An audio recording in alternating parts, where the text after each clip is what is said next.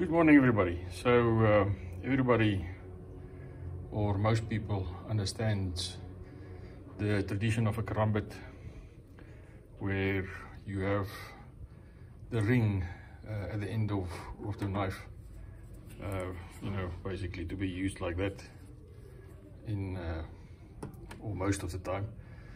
But there's also a few other knives also that carries that ring.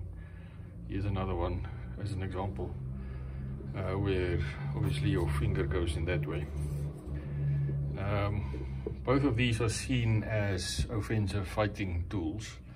And then you also get some of the knives where the ring is actually on the same place, but the blade is different. So you normally will have a straight blade. There's one made by Fox Knives which is got a tanto shaped blade, which is designed in combination with Dak Marcaida. But these knives with the straight blade, if I can call it like that, doesn't necessarily always have the function of being a offensive knife. If we have a look at this particular blade, let me just see if I can get the light nicely. There we go.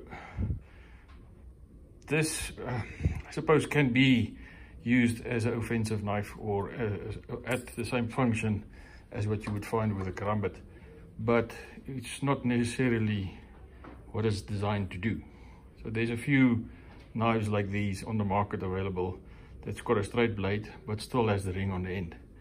So as you can see from this, this is the Bird and Trout, which is mainly a utility blade.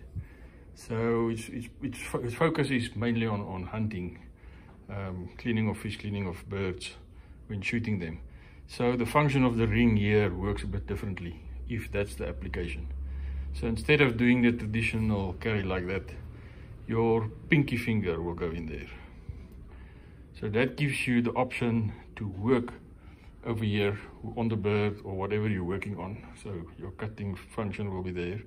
But once you need to use your hands, you just drop the blade. You can still work with your hands, and once you're ready to pick it up again, you carry on cutting. So that's the function of having the ring at the end on a utility type knife, with the ring or the karambit ring or the karambit function at the end of the knife with a straight blade.